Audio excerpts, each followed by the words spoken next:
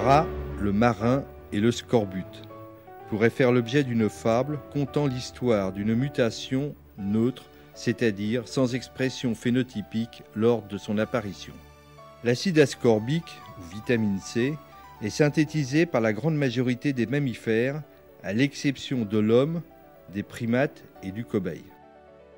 Cette synthèse est réalisée à partir de l'UDP-glucose qui, par la voie de l'acide glucuronique, donne du L-gluconolactone.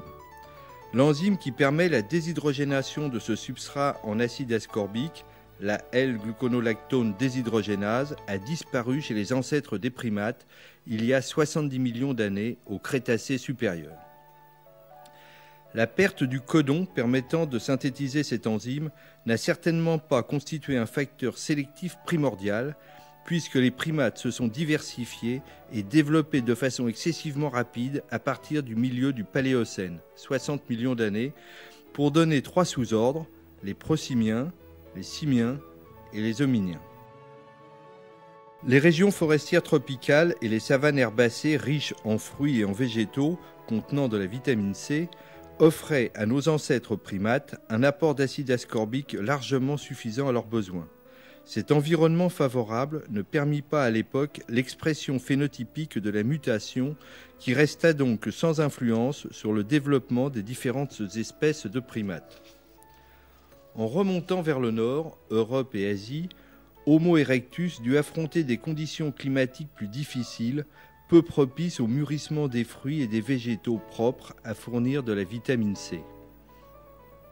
Il est probable que ce frein écologique dut retarder la conquête des régions froides. Mais au Pléistocène, il y a 40 000 ans, l'adaptation à cette nouvelle niche écologique est acquise. L'homme achève la conquête de l'ensemble des régions septentrionales. Le matériel archéologique, outils et ossements mis à jour montre sans ambiguïté qu'Homo erectus a su s'adapter à ces régions pauvres en acide ascorbique.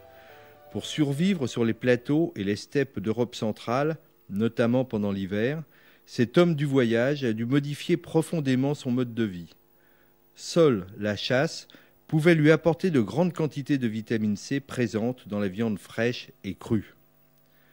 Pour conquérir les niches écologiques extrêmes, l'homme a dû s'adapter aux conditions difficiles qu'il rencontrait. Les populations inuites vivant au nord du Canada et au Groenland ne doivent leur survie qu'à leurs habitudes alimentaires. La coutume consistant à boire le sang et à consommer le foie cru des phoques immédiatement après la chasse assure un apport suffisant de vitamine C pour éviter l'apparition d'une carence. Néanmoins, quand la viande venait à manquer, le scorbut s'installait et décimait les populations. Au Moyen Âge, cette avitaminose sévissait de façon endémique pendant la période hivernale dans l'ensemble des pays du nord de l'Europe. Elle occasionnait des milliers de décès, notamment du fait de la diminution importante de l'immunité occasionnée par cette carence.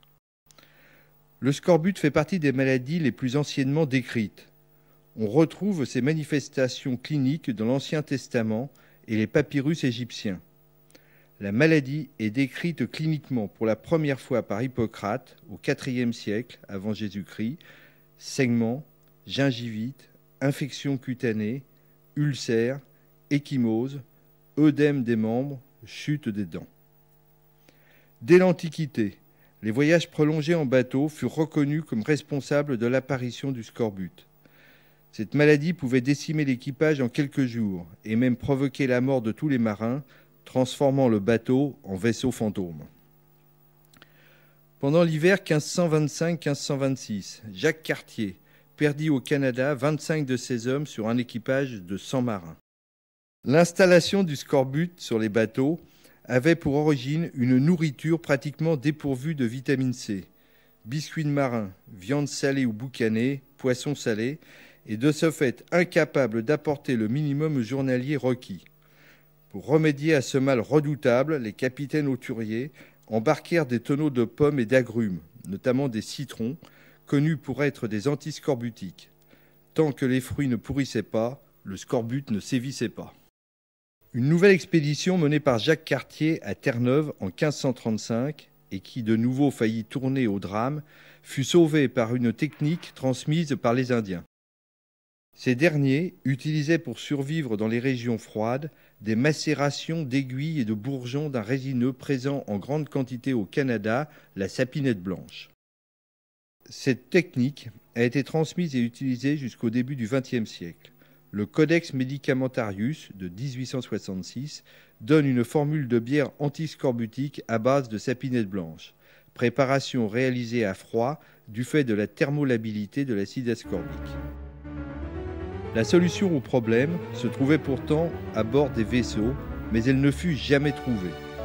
Les rats qui infestaient les bâtiments sont comme tous les mammifères, à l'exception des primates, en possession d'une gluconolactone déshydrogénase, donc capable de synthétiser de la vitamine C. Il suffisait donc de les piéger et de les consommer crus.